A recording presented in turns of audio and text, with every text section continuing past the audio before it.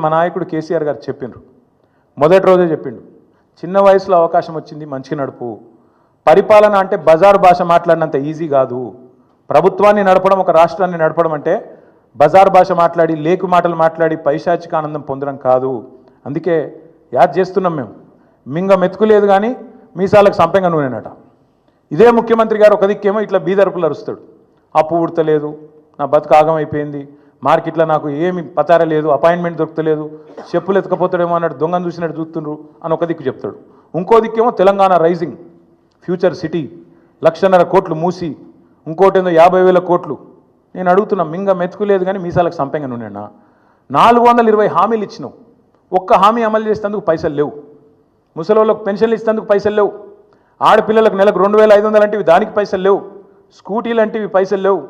తులం బంగారం పైసలు లేవు. రైతు బంధుకు పైసలు లేవు. దేనికి లేవు కానీ 1,50,000 కోట్ల సోకులకు మాత్రం ఉన్నాయంట. అందుకే ప్రజలు అడుగుతున్నారు. ఖచ్చితంగా ప్రజల తరపున మేము అడుగుతున్నాం, వదిలిపెట్టం.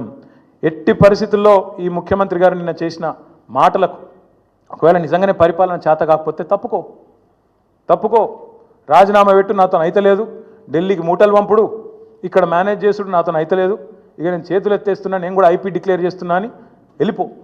అంతేగాని రోజు తెలంగాణ రాష్ట్రాన్ని తిడతా ఉంటే మాత్రం ఇక్కడ దాకా ఉపేక్షించడం ఇక మాత్రం ఊరుకోము. కేసీఆర్ గారిని కూడా ఇంకా చివరిసారి చెప్తున్నాం, ముఖ్యమంత్రి గారు, కేసీఆర్ గారిని ఇప్పటిదాకా ఎన్ని మాటలన్నా పడ్డం, ఇక్కడ నుంచి కేసీఆర్ గారిని నువ్వు వ్యక్తిగతంగా దూషిస్తే మాత్రం నీ నాలిక చీరేసే రోజు కూడా వస్తుంది. తప్పకుండా యాది పెట్టుకో. ఎవడు 100 సంవత్సరాల కోసం పుట్టలేదు, ఎవడు 1000 సంవత్సరాలు ఉండడు. పక్కా చెప్తున్నాం, ముమ్మాటికి మళ్ళీ అధికారంలోకి వచ్చేది బీఆర్ఎస్ఏ. నువ్వు చేసిన నీ దిక్కుమాలిన పరిపాలన వల్ల అతలాకుతలమైన రాష్ట్రాన్ని మళ్ళా గాడిన పెట్టే సత్తా ఉన్న నాయకుడు కేసీఆర్ గారు మాత్రమే. అందుకే వాళ్ళ రాష్ట్ర ప్రజలు నీకు చేత కాకపోతే క్షమాపణ చెప్పు, అడ్డమైన హామీలు ఇచ్చినందుకు క్షమాపణ చెప్పి తప్పుకో. అంతేగాని రాష్ట్రాన్ని నిందించడం, దూషించడం మానుకోవాలని చెప్పి ఈ అసమర్థ ముఖ్యమంత్రికి చెబుతూ